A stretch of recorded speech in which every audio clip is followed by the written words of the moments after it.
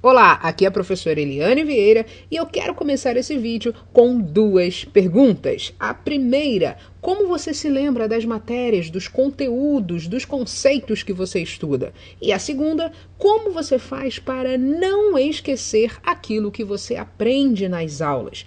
Bom, e para a gente chegar a uma resposta, primeiro nós precisamos entender como a nossa memória funciona e como nós fazemos para armazenar as informações por mais tempo nessa memória. E para você entender melhor, existem dois tipos de memória: a memória de curto prazo e a memória de longo prazo. Na verdade, existem outros tipos de memória, por exemplo, a memória conceitual, a memória de trabalho, a memória visual e etc. Mas para o propósito desse vídeo, para o meu objetivo aqui, a gente só precisa entender hoje esses dois tipos de memória: memória de curto prazo e memória de longo prazo. E o que você precisa saber sobre a memória de curto prazo? Bom, a memória de curto prazo, ela capta toda a informação que você recebe do mundo exterior, ou seja, a música que você escuta, o filme a que você assiste,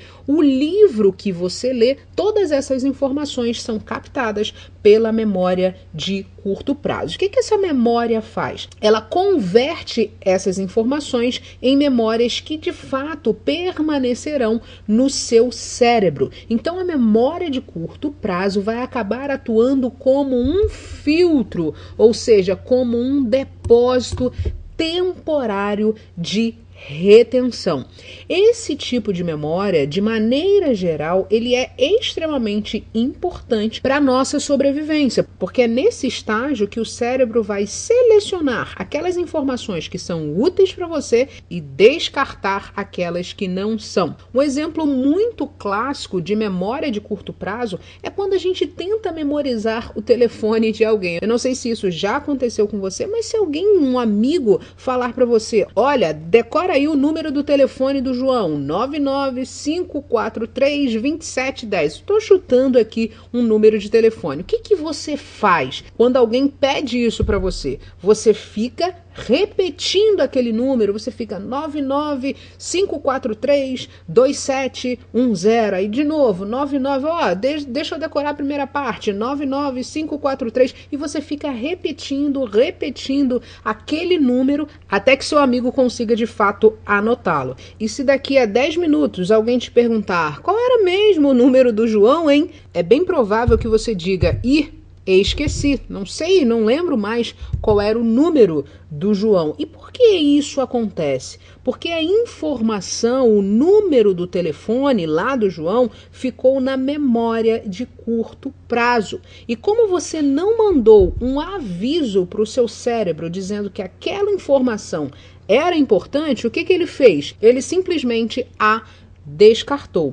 Agora, e como funciona a memória de longo prazo? O conteúdo fica no seu cérebro por muito tempo e esse tipo de memória é extremamente duradoura. E o principal, se você continuar revisitando aquela informação, aquela matéria, aquele conceito da memória de longo prazo, o que vai acontecer? Essas memórias vão ficando cada vez mais fortes e existe uma probabilidade de que você nunca mais esqueça essas informações. Na área de aprendizagem, é importante dizer que esses dois tipos de memória, tanto a de curto prazo quanto a de longo prazo, são importantes. Só que o mais interessante para você que está estudando para concurso público, também se você estiver estudando para o exame da OAB, ou se você vai fazer o Enem, ou até mesmo se você está fazendo uma faculdade, o essencial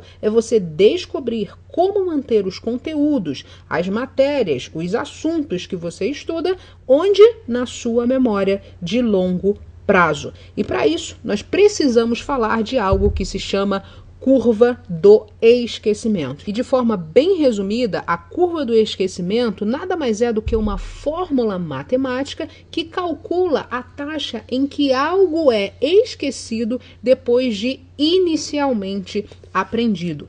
E a curva do esquecimento foi criada por um psicólogo alemão que se chama Hermann Ebbinghaus. Ele foi o primeiro autor na área de psicologia a desenvolver testes de inteligência. E como é que essa curva de fato funciona? Digamos que você vai estudar poder constituinte lá do direito constitucional. E eu vou te dar um exemplo prático para você entender como essa curva do esquecimento funciona. No início dos seus estudos, quando você for adicionar um bloco de estudos lá sobre poder constituinte, o que vai acontecer? A sua retenção é de aproximadamente 100%. Aproximadamente 100%. Por quê? Porque é nesse momento que você está tendo contato com o assunto. Só que ao longo do seu período de estudos, o que vai acontecer? Essa retenção vai caindo. Após 20 minutos, por exemplo, você só vai ter aproximadamente 58% de retenção. Isso segundo a curva do esquecimento, ok? Depois de 6 dias, a retenção é de apenas 25%. Isso quer dizer que, se você estudar poder constituinte lá na segunda-feira, você só se lembrará de 25% da matéria no domingo.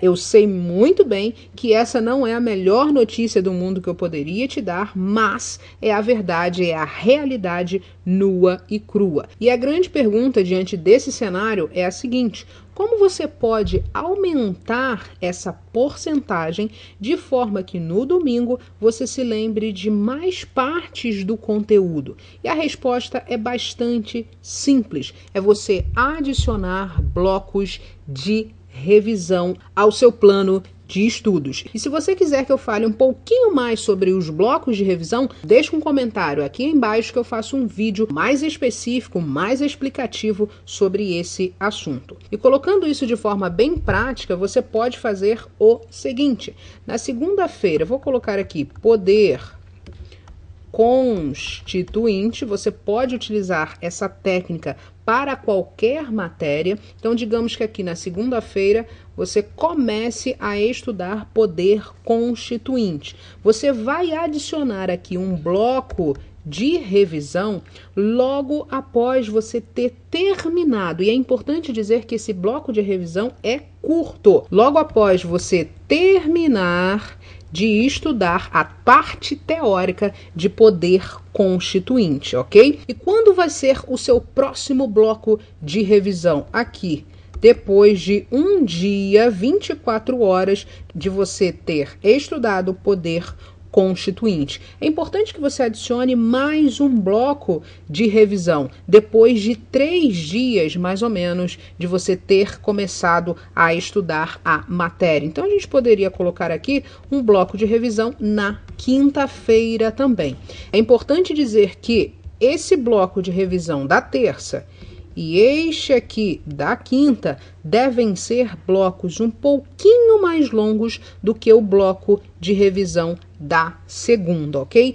Mas a minha opinião é que esses blocos de revisão podem ser flexíveis, ou seja, você pode adaptar cada um desses blocos de acordo com a sua necessidade. Não precisa ficar extremamente preso ou 100% preso a essa estrutura proposta pela curva de esquecimento, ok? Você sempre deve adaptar as técnicas e os métodos à sua realidade. Utilizando os blocos de revisão dessa forma bem simples que eu mostrei para você, você vai conseguir colocar mais informações, mais conceitos na sua memória de longo prazo, ou seja, você vai conseguir memorizar mais conteúdos. Se você gostou desse vídeo, não se esqueça de dar o seu like, inscreva-se para você receber as novas aulas, dicas de métodos de estudo e aprendizagem acelerada. Um abraço, bons estudos e até a nossa próxima aula. Tchau, tchau!